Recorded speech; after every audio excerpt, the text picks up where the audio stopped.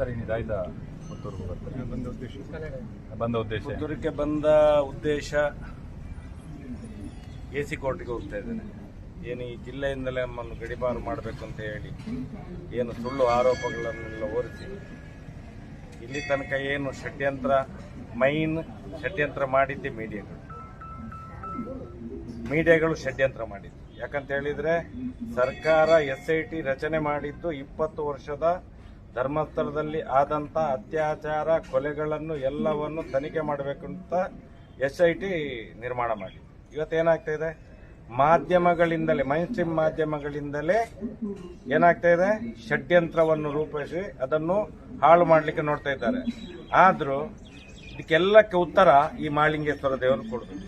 ಅದಕ್ಕೆ ಪ್ರಾರ್ಥನೆ ಮಾಡಲಿಕ್ಕೆ ಬಂದದ್ದು. ಪ್ರಥಮತವಾಗಿ ತಿಳಿದು ಮಾಡಿದ ತಪ್ಪಿಗೆ ಈ ಮಹಾಲಿಂಗೇಶ್ವರ ದೇವರು ರಾಜಕೀಯದವರಿಗೆ ಇರ್ಬೋದು, ಮೈನ್ಸ್ಟ್ರೀಮ್ ಮೀಡಿಯಾದವರಿಗೆ ಇರ್ಬೋದು, ಯಾರು ಅತ್ಯಾಚಾರಿಗಳ ಜೊತೆ ಕೈ ಜೋಡಿಸ್ತಾರೆ ಅವರಿಗೆ ಈ ಮಹಾಲಿಂಗೇಶ್ವರ ದೇವರೇ ಶಿಕ್ಷೆಯನ್ನು ಕೊಡಬೇಕು. ತಿಳಿದು ತಿಳಿಯದ ಮಾಡೋದಕ್ಕೆ ಏನು ಮಾಡ್ಲಿಕ್ಕಾಗದು? ನಾನು ಹೇಳ್ತೇನೆ, ನಾನು ಇಷ್ಟ ತನಕ 14 ವರ್ಷದಿಂದ ಸೌಜನ್ಯ ಪರ ಹೋರಾಟ ಮಾಡ್ತಾ ಇದ್ದೇನೆ. ಏನೆಲ್ಲ ಆರೋಪ ಮಾಡಿದ್ದೇನೆ ಅದು ಎಲ್ಲವೂ ಮಹಾಲಿಂಗೇಶ್ವರ ದೇವರಿಗೆ ಗೊತ್ತಿದೆ, ಆ ಮಂಜುನಾಥ ದೇವರಿಗೆ ಗೊತ್ತಿದೆ. ನಾನು ಇಷ್ಟ ತನಕ ಹೇಳಿದ್ದು ಸತ್ಯವೇ. ಅಲ್ಲಿ ಅತ್ಯಾಚಾರ ಆಗಿದ್ದು ಹೌದೇ, ಅಲ್ಲಿ ಅನಾಚಾರ ಆಗಿದ್ದು ಹೌದೇ, ಅಲ್ಲಿ ದೀನದಲಿತರ ಭೂಮಿ ಒಳಗೆ ಹಾಕಿದ್ದು ಹೌದೇ, ಅಲ್ಲಿ ಬಡ್ಡಿ ವ್ಯವಹಾರ ಮಾಡಿದ್ದು ಹೌದೇ.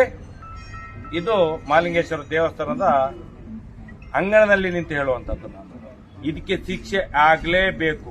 ಈ ದೇಶದ ಕಾರ್ಯಾಂಗದ ವ್ಯವಸ್ಥೆಯಲ್ಲಿ, ಈ ರಾಜ್ಯದ ಕಾರ್ಯಾಂಗದ ವ್ಯವಸ್ಥೆಯಲ್ಲಿ ನ್ಯಾಯ ಸಿಗದಿದ್ದರೂ ಕೂಡ ಈ ಮಹಾಲಿಂಗೇಶ್ವರ ದೇವರ, ಆ ಧರ್ಮಸ್ಥಳದ ಮಂಜುನಾಥ ದೇವರ, ಅಣ್ಣಪ್ಪ ಸ್ವಾಮಿಯ ನ್ಯಾಯಾಲಯದಲ್ಲಿ ನ್ಯಾಯ ಸಿಗಲೇಬೇಕು. ಇಷ್ಟೇ ಹೇಳಲಿಕ್ಕೆ ಇಚ್ಛೆ ಪಡ್ತೇನೆ. ಜಾಸ್ತಿ ಮಾತಾಡೋದಿಲ್ಲ. ಮುಂದಿನ ದಿನಗಳಲ್ಲಿ ಡಿಸೆಂಬರ್ 16ಕ್ಕೆ ಮಹಿಳೆಯರೇ ಸೇರಿ, ಅದು ಯಾವ ಒಂದು ಸಂಘಟನೆ ಇದಾವೆ ಎಲ್ಲ ಮಹಿಳೆಯರು ಸೇರಿ ಮಾಡುವಂತ ಹೋರಾಟ. ಅದಕ್ಕೆ ಆ ಸಂಘಟನೆ ಈ ಸಂಘಟನೆ ಅಂತ ಯಾರು ಮುತುವರ್ಜಿ ವಹಿಸಿಕೊಳ್ಳಿಲ್ಲ. ಎಲ್ಲಾ ಸಂಘಟನೆ ಸೌಜನ್ಯ ಹೋರಾಟ ಸಮೇತ ಸೇರ್ಕೊಂಡು ಮಾಡುವಂತ ಹೋರಾಟ, ಮಹಿಳೆಯರೇ ಮಾಡುವಂತ ಹೋರಾಟ, ಮಹಿಳೆಯರು ಹೆಚ್ಚಿನ ಸಂಖ್ಯೆಯಲ್ಲಿ ಬರಬೇಕು ಅಂತ ಹೇಳಿ ಅಪೇಕ್ಷೆ ಪಡ್ತಿದ್ದೇವೆ ನಾವು. ಅಷ್ಟೇ. ನಿಮ್ಮದು ಬೆಂಬಲ ಸಂಪೂರ್ಣ ಖಂಡಿತ ಇದೆ. ಸರ್, ಈಗ SIT ಅವರು ವರದಿ ಕೊಟ್ಟದ್ರ ಬಗ್ಗೆ SIT ವರದಿ ಕೊಟ್ಟದ್ದಲ್ಲ, ಇದು ರಿಪೋರ್ಟ್ ಕೊಟ್ಟಿದೆ. ತನಿಖೆ ಏನೇನಾಗಿದೆ ರಿಪೋರ್ಟ್ ಕೊಟ್ಟಿದ್ದಾರೆ ಅವರು. ಇದನ್ನು ಮಾಧ್ಯಮಗಳು ಚಾರ್ಜ್ ಶೀಟ್ ಅಂತ ಹೇಳಿ ಮೈನ್ ಸ್ಟ್ರೀಮ್ ಮಾಧ್ಯಮಗಳು ಸುಳ್ಳು ಹೇಳ್ತಾ ಇದ್ದಾವಲ್ಲ, ನಾಚಿಕೆ ಆಗ್ಬೇಕು ಇವರಿಗೆ.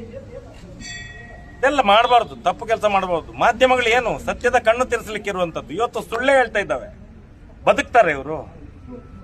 ಅದಕ್ಕೆ ಇಂಥ ಮಹಾಲಿಂಗೇಶ್ವರ ದೇವರ ಶಾಪ ಕೊಡ್ಬೇಕಂತ ಹೇಳಿ ಇಲ್ಲಿ ಫಸ್ಟಿಗೆ ಬಂದದ್ದು. ಅದಕ್ಕೆ ನಾನು ಈಗ AC ಕೋರ್ಟ್ಗೆ ಹೋಗ್ಲಿಕ್ಕೆ ಇದೆ, ರೌಡಿ ಲಿಸ್ಟ್ ಇದು ಏನು ಅಲ್ಲಿ ಸುಳ್ಳು ಕೇಸುಗಳನ್ನು ಇದು ರೆಡಿ ಮಾಡಿದ್ದಾರೆ ಅಂತೇಳಿ ಒಂದು ನೋಡಿ ನಾಚಿಕೆ ಆಗ್ತದೆ ನಮಗೆ.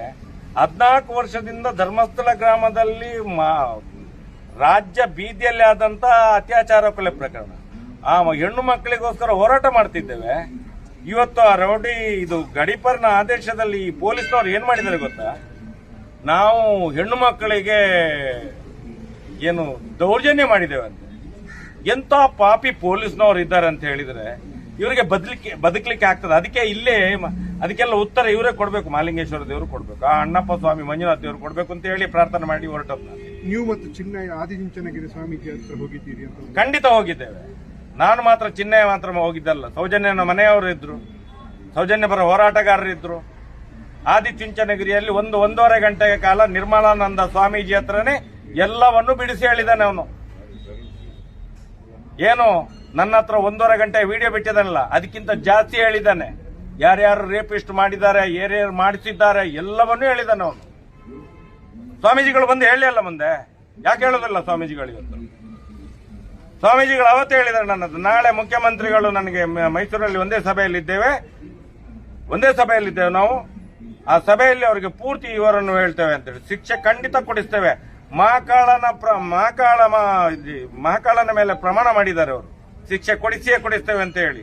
ಯಾರು? ನಿರ್ಮಲಾನಂದ ಸ್ವಾಮೀಜಿ ಅವರು. ಕೊಡಿಸಲಿ ಅವರು. ಅದು ಬಿಟ್ಟು ರಾಜಕೀಯ ಮಾಡೋದಲ್ಲ. ಸ್ವಾಮೀಜಿಗಳು ಮಠದಲ್ಲಿ ಕೂತ್ಕೊಂಡು ರಾಜಕೀಯ ಮಾಡೋದಲ್ಲ. ಯಾವ ಸ್ವಾಮೀಜಿಗಳು ಬೇಕಾದ್ರೆ ಇರಲಿ, ನಾವು ನೇರವಾಗಿ ಸನಾತನ ಹಿಂದೂ ಧರ್ಮದ ಪ್ರತಿಪಾದಕರು. ನಾವು ಹಿಂದೂ ಧರ್ಮದ ವಿರೋಧಿಗಳಲ್ಲ. ಇವತ್ತು ಹೇಳ್ತಾನೆ, ಮುಂದೆ ಹೇಳಿದಾನೆ, ಹಿಂದೆ ಹೇಳ್ತಾನೆ. ಸರ್, ನಿಮ್ಮ ಪ್ರಕಾರ SIT ತನಿಖೆ ಪೂರ್ಣ ಆಗಿದೆ? ಎಲ್ಲಿ ಪೂರ್ಣ ಸ್ವಾಮಿ, ಸ್ಟಾರ್ಟೇ ಆಗ್ಲಿಲ್ಲ, ಇನ್ನ ಆಗ್ಬೇಕಷ್ಟೇ. ಅತ್ಯಾಚಾರಿಗಳ ವಿಚಾರಣೆ ಇನ್ನೂ ನಡಿಬೇಕಷ್ಟೇ. ಇಲ್ಲಿ ತನಕ ಯಾರು ಬರೇ ಒಂದು ಬುರುಡೆ ನೀಡ್ಕೊಂಡು ನಾಟಕ ಮಾಡ್ತಾ ಇದ್ದಾರೆ ಅಷ್ಟೇ.